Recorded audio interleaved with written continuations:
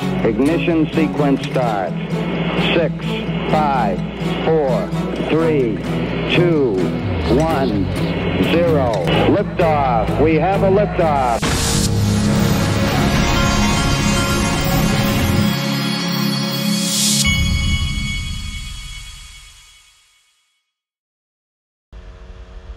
Hey everybody, this is the Digital Asset Investor, and it turns out it's not just the XRP price that has been going up. I had Nick Burafeta, who is the VP of Member Investments, on this morning for another update because they had something they were doing with Ripple Private Equity. Listen to this. Okay everybody, I've got Nick Burafeta, VP of Member Investments at Link2 on to tell you about a Ripple special that they're running today. Hey, thanks, DA. Good morning. Hey, I wanted to expand a little bit on what I had mentioned yesterday in your program. You know, I had mentioned that we're finding it difficult to acquire Ripple shares to bring to our members, and they're getting very expensive. Well, as of yesterday, we were able to confirm the price of us to obtain these shares is up 30% in the last 3 weeks, which literally is outpacing, you know, XRP. I mean, Ripple shares are getting very, very expensive. So I want to caution our members that you are going to see Ripple raise in price on our platform in the upcoming days or weeks. Just depends on how long it takes for us to sell through the existing block. But what we're going to do is, for the block that we have now at the lower price, we're going to go ahead and make it available to our members and also give them some special pricing on larger blocks. So you'll see today at 8 a.m. Pacific time, and it should run for 24 hours. So it'll be 8 a.m. Pacific time till tomorrow at 8 a.m. Pacific time. You'll see special pricing at $5,000, $10,000, $25,000, $50,000, and $100,000 until it's gone. If we don't sell out the block in the next 24 hours, we'll likely offer it again at the discounted pricing. But we want everybody to have the ability to get in, you know, at these lower prices before we have to bring it back on at a higher price. Okay, sounds great. Thanks for coming on. Yeah, appreciate it. Take care. Thanks so much for having me on. Everyone have a great day. All right, you too. Okay, there you go. So that's a link to my sponsor, linqto.com.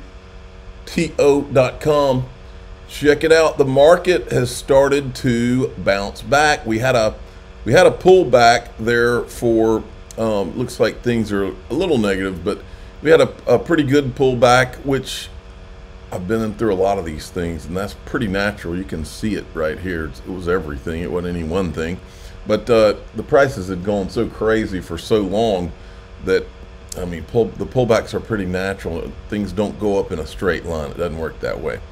Here is Anthony Scaramucci talking about that on the Bitcoin thing. Anthony, I get that Bitcoin is volatile. It's always been volatile. But a $9,000 move in 4 hours, even for Bitcoin, that seems bonkers.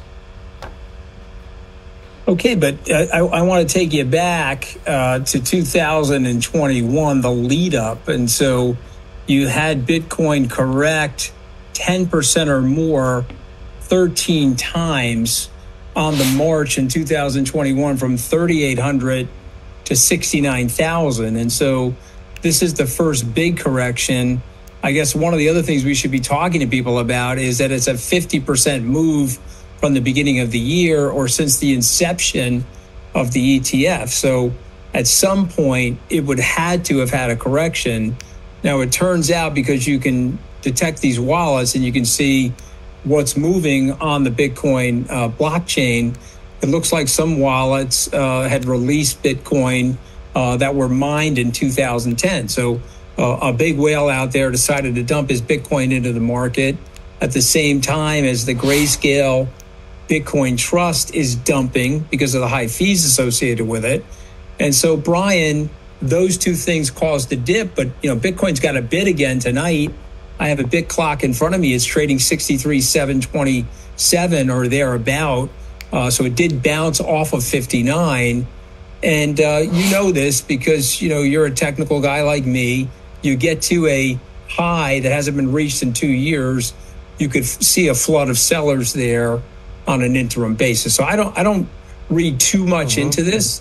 And I'll say to you that what will surprise Bitcoiners is it getting through the all-time high prior to the halving, which is in April, probably April 20th of this year. So, listen, if we get through that the all-time high before the halving, that will also be historic, because that hasn't happened in the 14, 15 years of Bitcoin's since Bitcoin's inception.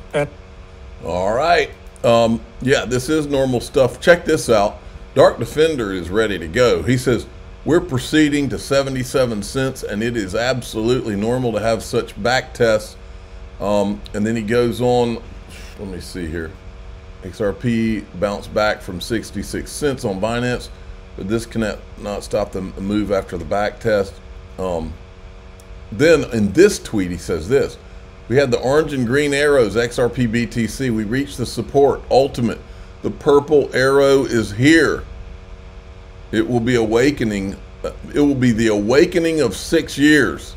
Some can see and some can't. I totally believe there's going to be an awakening of XRP. XRP holder, this is Crypto Insight. XRP holders, it's time for judgment. Historically, this is where XRP has started to go bananas. As Bitcoin breaks all-time high, XRP has sent it. In 2020, we had the SEC lawsuit come in. Was this a black swan? Potentially, it was perfectly timed, it seems. It was time to knock XRP down. However, now we'll have much less headwind, and we have had longer to accumulate. Will we rhyme with 2017 or 2020? That's the question. As the saying goes, the longer the base, the higher the space. There was an article, this article wasn't written yesterday. This is from the Coindesk article that was written a little while back. And it covered, this picture on the cover is Brad Garlinghouse and Brad Combs from XRP Las Vegas 2023. So I guess this article was written in 2023. But why the XRP army keeps fighting. But they're just rehashing the same article to highlight that John Deaton is challenging Senator Warren for her Senate seat in Massachusetts. Here's a closer look at Deaton and the ecosystem. Then Stuart Alderati woke up early this morning. If he's in California, I don't know if he lives in California or not. I don't know much about this Proxy Access case argued in the Fifth Circuit yesterday. But when a judge says the SEC's rules are so vague and loosey-goosey that nobody knows whether they'll be at risk, and she may be on to something. So he's just pointing out more of the ridiculousness. Check this out. I never really covered the bear stuff. I don't know who would be considered I didn't really cover the actual Riddler stuff either. But I did find interesting some of the some of the handles that people in social media that would pop up, and they had some very interesting things to say, almost as if they knew something. Those always fascinated me, and this guy was one of them, this Tony Valentino. And somebody is highlighting a tweet, because yesterday the BRICS announced creation of independent payment system. Back in 2/27/2022, he said, when the BRICS nations unveil their new payment system, China in particular reveals their gold-backed crypto, do you think the Western world is going to just sit back or panic? You think they don't know what's coming and aren't preparing? XRP will restore the balance of power. I like the sound of that. Just thought it was interesting. Then Ripple put this out today.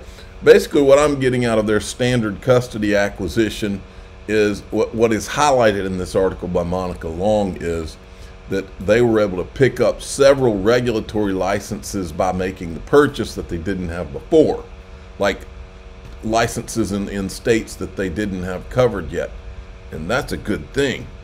Now, wanted to remind everybody, I'm going to show it to you again. I talked to Brad Combs yesterday, and he was telling me about the ticket sales, how they were going really good, and this is when they accelerated last year to sell out.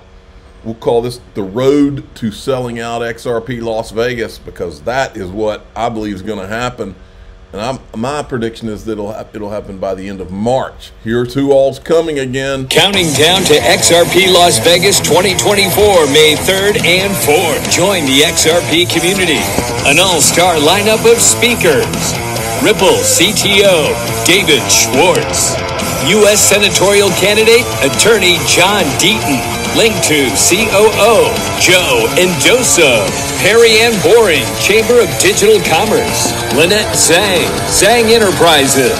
The Honorable Christopher Giancarlo, Digital Dollar Project. Legal Briefs, Jeremy Hogan. CEO of Uphold, Simon McLaughlin. CEO of iTrustCapital, Kevin Maloney. And many others. This is the largest XRP conference in the world, and I can promise you two things. One, there will not be any rainbow Ethereum unicorns there, and there will not be any cartoon monkeys and no Mickey Mouse tokens. I can promise you that too. All right, wanted to finish with this before I go to daixrp.com. This is Joseph Luben from February 23rd, just a few days ago, not too many days ago. Here in 2024, he's literally flipping the bird to Gary Gensler. Remember, Hester Pierce was at ETH Denver, okay? And I asked her, did he mention this at ETH Denver? He's bragging like he did back in like 2015 or something on video. He's bragging in 2024 about how he went to Switzerland to avoid U.S. regulators. But we know, because Valerie Chapinick at the SEC, I have her on video too, saying that it doesn't matter if you're located in somewhere like that. If there's a nexus between your offering and the United States, in other words, if people in the United States bought Ethereum, it doesn't matter where you located. They can get you. Question is, why has the SEC not gone after him? Why instead is Hester Pierce at ETH Denver with him? On the Ethereum project, I started thinking that forming an organization that could help scale the Ethereum platform and ecosystem made sense. We kind of avoided the United States, and I had lived in the United States for a big chunk of my adult life, and I was less scared of the United States than others on the project. Do you remember when Steven Narioff said that one of the Ethereum founders from Canada said, "I'm not worried about the U.S. regulators. I'm from Canada." You have to wonder if that was Joseph Luben that wasn't worried about it, because he just said he wasn't. The United States did have a tendency to not look kindly upon people who built their own money systems, and so there's a good reason why we located the project in Switzerland. But I felt that, hey, we're just building software, shouldn't be a problem, and I wanted to be one of the vectors for activating people in the United States. Okay. On the Ethereum project. Well, in daixrp.com, I'm going to show you some stuff that's coming out now. Some of the sleuths out there. Some of it's wild, and this guy has all the stuff, and it's almost too creepy to show out here. I'm the digital asset investor. I'm not an investment advisor. This is for entertainment purposes only. Please subscribe, hit the like button, and tell your friends and family. You want to see some of, I mean, these guys have tracked it all. You want to see all that? I'm going to cover it in here. Okay, here we go.